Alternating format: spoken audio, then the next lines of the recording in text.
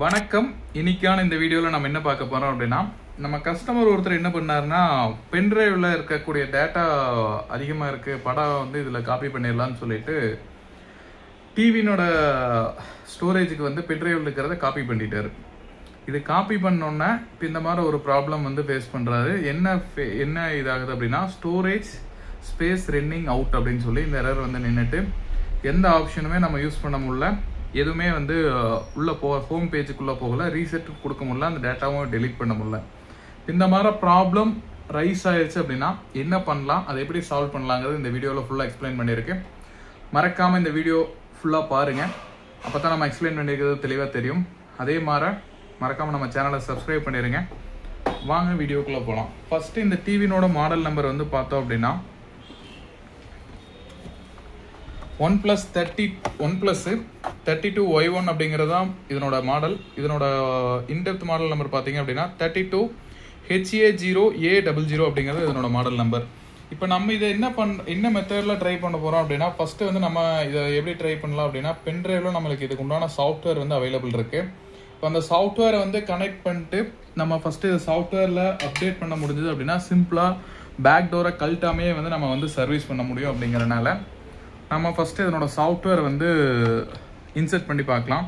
அதுக்கு ஃபஸ்ட்டு வந்து நம்ம சாஃப்ட்வேர் இன்ஸ்டால் பண்ணுறதுக்கு நம்ம இதனோட சாஃப்ட்வேர் பென்ட்ரைவில் வந்து ஃபஸ்ட்டு காப்பி பண்ணிடணும். இப்போ இதனோட சாஃப்ட்வேர் ஃபைலை வந்து நம்ம பென்ட்ரைவில் வந்து காப்பி பண்ணிட்டோம்.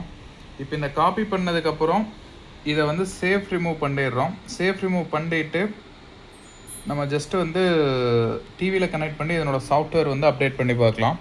இந்த மெத்தடில் ட்ரை பண்ணுறப்ப நம்ம வந்து பார்த்தீங்க அப்படின்னா பேக் டோர் எதுவுமே ஓப்பன் பண்ண வேண்டியதில்லை. ஜஸ்ட் வந்து பென்ட்ரைவ் மட்டும் உள்ளே இன்சர்ட் பண்ணிட்டு சாஃப்ட்வேர் லோட் ஆகுதா அப்படிங்கிறத மட்டும் செக் பண்ணோம் அப்படின்னாவே போதுமானது. ஜஸ்ட்டு நான் கனெக்ட் பண்ணி விட்டுட்டு பவர் பட்டனை ஹோல்ட் பண்ணி பிடிச்சி பவர் ஆன் பண்ணுறேன். இது இப்படி சாஃப்ட்வேர் வந்து லோட் பண்ணுறப்போ அதில் இஎம்எம்சியில் இருக்கக்கூடிய ஃபைல் டோட்டலாக எரேஸ் ஆகிட்டு நம்மளோட புது சாஃப்ட்வேர் வந்து உள்ளே இன்சர்ட் ஆயிரும். அப்படி இன்சர்ட் ஆகிறப்ப பழைய டேட்டா எல்லாமே அழிஞ்சிரும். நம்மளுக்கு அந்த எரர் இருந்த பிரச்சனை வந்து டோட்டலாக சால்வ் ஆகிறதுக்கு வாய்ப்பு அதிகம். அப்படிங்கிறனால நம்ம இந்த மெத்தடை வந்து ட்ரை பண்ணுறோம். ஏன்னா இது ரொம்ப சிம்பிளான மெத்தடு. அப்படி இல்லை அப்படின்னா ரெக்கவரி ஓப்பன் பண்ணி பண்ணலாம். ரெக்கவரி ஓப்பன் பண்ணுறதுக்கு ஒவ்வொரு டிவி மாடலுக்கும் ஒவ்வொரு மாதிரி கொடுத்துருக்குறாங்க. அது இப்போ நிறைய ப்ரோக்ராமர் இருக்குது. நம்ம இதுக்கு முன்னாடி வீடியோவில் எங்களோட IRCOM35 அப்படிங்கிற ஒரு ப்ரோக்ராமருங்கூட சொல்லி காமிச்சிருப்போம். அதில் போட்டு பண்ணலாம். இதுக்கு நம்மக்கிட்ட டிஃபால்ட்டாக சாஃப்ட்வேர் அவைலபிள் இருந்துச்சு அப்படின்னா இதை ரொம்ப ஈஸியாகவே வந்து பென்ட்ரைவில் நம்ம கனெக்ட் பண்ணி ஜஸ்ட்டு சாஃப்ட்வேர் வந்து அப்டேட் பண்ணி விட்டோம் அப்படின்னாவே அந்த எரரை வந்து ஈஸியாக சால்வ் பண்ண முடியும். இது 100% ஓடி முடிக்கிற வரைக்கும் வெயிட் பண்ணோம். ஏன்னா நம்ம இந்த சமயத்தில் ஏதாச்சும் ஆஃப் பண்ணிட்டோம் அப்படின்னா இஎம்எம்சி மேபி ஃபெயிலியர் ஆகிறதுக்கு உண்டான வாய்ப்புகள் அதிகம். அதனால் ஒரு 100% ஓடி முடிக்க வரைக்கும் நம்ம இதை சுவிட்ச் ஆஃப் பண்ணக்கூடாது. ப்ளஸ் வந்து பென்ட்ரைவ் எந்த டிஸ்டர்பன்ஸும் பண்ணாமல் விடுறது பெட்ரு. ஒவ்வொரு டிவிக்கும் சாஃப்ட்வேர் கண்டிப்பாக மாறும். அந்த சாஃப்ட்வேர் வேணும் அப்படின்னா மறக்காமல் எங்களுக்கு டிவினோட மாடல் நம்பர் இந்த நம்பருக்கு வாட்ஸ்அப் பண்ணுங்கள். எங்ககிட்ட அவைலபிள் இருந்துச்சு அப்படின்னா கண்டிப்பாக நம்ம சப்போர்ட் பண்ணி கொடுப்போம்.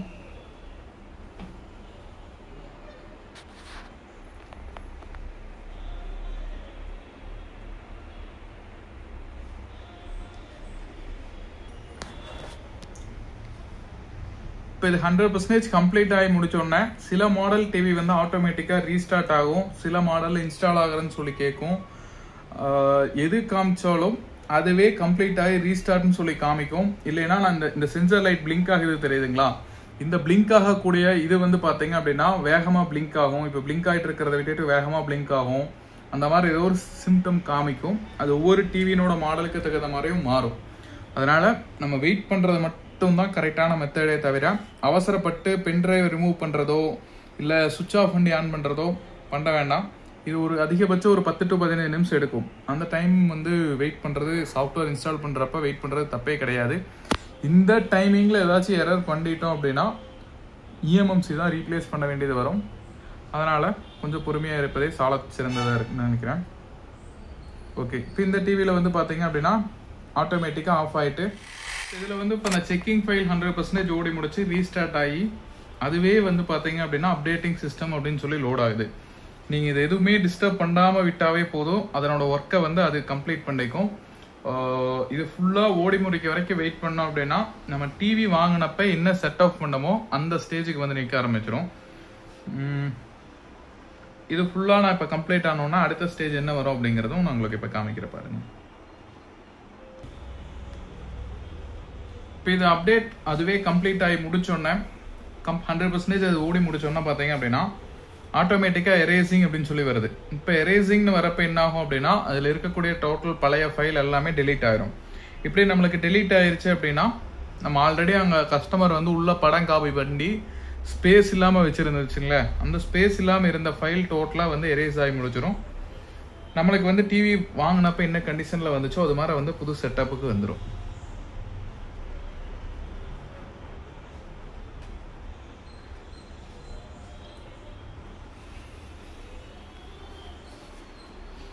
இதுக்கு முன்னாடி நம்ம சேனலை சப்ஸ்கிரைப் பண்ணாதீங்க, மறக்காமல் சப்ஸ்கிரைப் பண்ணுங்க. அப்போ தான் நம்ம டிவி ரிலேட்டடாக போடக்கூடிய எல்லா அப்டேட் எல்லாமே வந்து உங்களுக்கு ப்ராப்பராக வர ஆரம்பிக்கும். அதே மாதிரி இந்த ஆண்ட்ராய்டுன்னு லோட் ஆகிறப்பவும் கொஞ்சம் டைம் எடுக்கும். அந்த டைமிங் வந்து அதுக்கு கொடுத்துடணும், அதை டிஸ்டர்ப் பண்ண வேண்டாம்.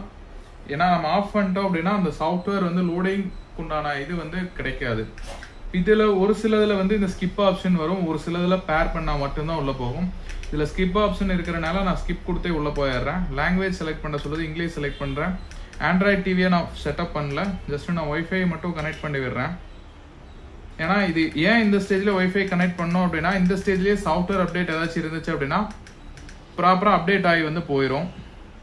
அப்போ நம்மளுக்கு வந்து உள்ளே போயிட்டு அப்டேட் பண்ணுற இது இருக்காது. இல்லை அப்படின்னா எபவுட்டில் போயிட்டு அப்டேட் பண்ணோம். நம்ம இது உள்ளே போகிறப்பவே வந்து பார்த்தீங்க அப்படின்னா யூடியூப்பு ப்ளஸ் வந்து சில சாஃப்ட்வேர்லாம் இன்பில்டாக இன்ஸ்டால் பண்ணோம். அந்த டைமிங்க்கு வந்து பார்த்தீங்க அப்படின்னா செட்டப் பண்ணிட்டு போயிட்டோம் அப்படின்னா அந்த டைமிங் வந்து இருக்காது. அதாவது சாஃப்ட்வேர் அப்டேட் கேட்டுச்சு அப்படின்னா அப்டேட் பண்ணிட்டு போயிட்டோம் அப்படின்னா அந்த யூடியூப் இது எல்லாமே லேட்டஸ்ட்டு என்ன இருக்கோ அது வந்து அப்டேட் ஆகும். இப்போ ஃபார் எக்ஸாம்பிள் வந்து ஆண்ட்ராய்டு 9க்கு உண்டான யூடியூப் சாஃப்ட்வேர் இன்ஸ்டால் ஆகும். மறுபடியும் ஆண்ட்ராய்டு 11 அப்டேட் ஆச்சு அப்படின்னா ஆண்ட்ராய்டு 11க்கு உண்டான யூடியூப் சாஃப்ட்வேர் மறுபடியும் இன்ஸ்டால் ஆகும். அதனால ஃபர்ஸ்ட் ஸ்டேஜ்லேயே வந்து நம்ம சாஃப்ட்வேர் அப்டேட் இருந்துச்சு அப்படின்னா அதுவே செக் பண்ணி சொல்லும் சாஃப்ட்வேர் அப்டேட் இருக்கு, அப்டேட் பண்ணிக்கிறீங்களா அப்படின்னு சொல்லி கேட்கும். நம்ம அப்போவே ஃபர்ஸ்டே வந்து அப்டேட் பண்ணிட்டு உள்ளே போய்க்கிறது பெட்டராக இருக்கும். இப்போ நான் இது மெயில் ஐடி சைன்இன் பண்ணல, ஜஸ்ட்டு நெக்ஸ்ட் தான் கொடுத்துட்டு போக போகிறேன். ஏன்னா கஸ்டமர் வந்து அவங்களே மெயில் ஐடி போட்டுக்குவாங்க, அதனால இதாகாது. அதே மாதிரி இந்த ஸ்டேஜில் வந்து நம்மளோட லொக்கேஷன் டிடெக்ட் பண்ணிட்டான்னு கேட்குது, நோ கொடுத்துருங்க.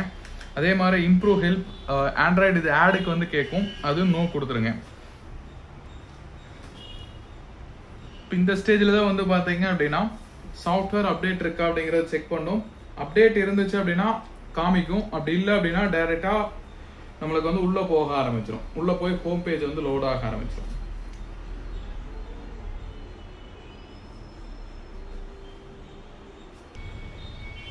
இப்போ நம்ம ஜஸ்ட் இது எல்லாமே பேசிக் இதுதான். நெக்ஸ்ட் கொடுத்து உள்ளே போயிடலாம். இப்போ நம்மளுக்கு வந்து டிவி இதனோட அப்டேட் இல்லை, அதனால வந்து டைரெக்டாக உள்ளே போயிடுச்சு. அதே மாதிரி இதனோட கண்ட்ரி வந்து இது OnePlusல இருந்து கேட்குது. ஃபர்ஸ்ட் கேட்டதை வந்து கூகுளில் இருந்து கேட்டாங்க, அடுத்தது OnePlusல இருந்து கேட்குறாங்க. இது பாஸ்வேர்டு வந்து ஏதோ ஒரு 4 நம்பர் வந்து கிரியேட் பண்ணிக்கணும். சும்மா இது பெருசாக தேவைப்படாது. 4 டைம் 0 எடுத்துக்கலாம்.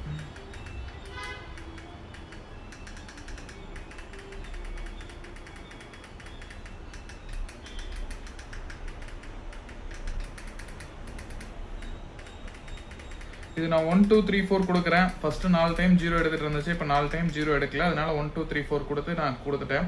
இது எந்த இடத்துலையுமே கேட்காது, இது சும்மா ஜஸ்ட் ஒரு ரெஃபரன்ஸ்க்காக கொடுக்குது. ஹோம்ல தான் இருக்கு அப்படிங்கிறத செலக்ட் பண்ணிக்கணும், இல்லைனா சாஃப்ட் மோட் ஆக்டிவேட் ஆயிரும். க்ரோம் காஸ்ட் வந்து நான் ஆஃப் பண்ணியே கொடுத்துட்றேன். ஃபினிஷ். இது OnePlus சைட்ல இருந்து வந்து எண்ட் யூசர் லைசன்ஸ் இது அக்செப்ட் பண்ண சொல்லி கேட்குது. இது எல்லாமே நம்ம அக்செப்ட் கொடுத்துடலாம். இது டோட்டலாக கீழே வந்துட்டு அக்செப்ட் கொடுத்தோம் அப்படின்னா வேலை முடிஞ்சிடும். இது டெர்ம்ஸ் அண்ட் கண்டிஷன் எல்லாம் ஃபுல்லாக படித்து பார்க்குறேன்னா நம்ம படித்து பார்த்துக்கலாம். இது டோட்டலாக லோட் பண்ணி முடிஞ்சால் மட்டும்தான் அக்செப்ட் இதாகும். பென்ட்ரைவ் கனெக்ட் பண்ணி இருக்கிறத காமிக்குது. நான் சேஃப் ரிஜெக்ட் இங்கேயே பண்ணி விட்டுறேன். ஏன்னா நம்ம சாஃப்ட்வேர் போட்ட பென்ட்ரைவ் வந்து ஒன்றும் ரிமூவ் பண்ணவே இல்லை.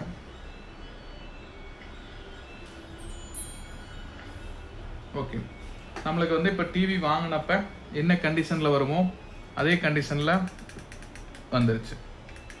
தேங்க்யூ. இது போன்ற வீடியோஸ் வேணும் அப்படின்னா மறக்காமல் நம்ம சேனலை சப்ஸ்கிரைப் பண்ணுங்க. இந்த மாதிரி ப்ராப்ளம் வராமல் இருக்கிறதுக்கு ஃபர்ஸ்ட் நீங்கள் என்ன பண்ணணும் அப்படின்னா டிவினோட ஸ்டோரேஜில் வந்து கம்பல்சரி எதுவுமே வந்து லோட் பண்ண வேண்டாம்.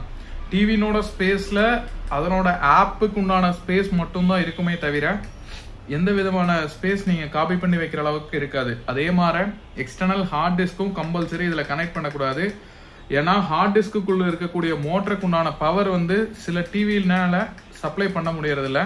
அப்போ வந்து பார்த்தீங்க அப்படின்னா ரேம் செக்டரில் இருக்கக்கூடியது வந்து அது அந்த வோல்டேஜ் வந்து பேரலல் ஆகும் சில சமயங்களில். அப்போ உங்களுக்கு வந்து ரேம் சைடு பிரச்சனை வரக்க வாய்ப்பு அதிகம்.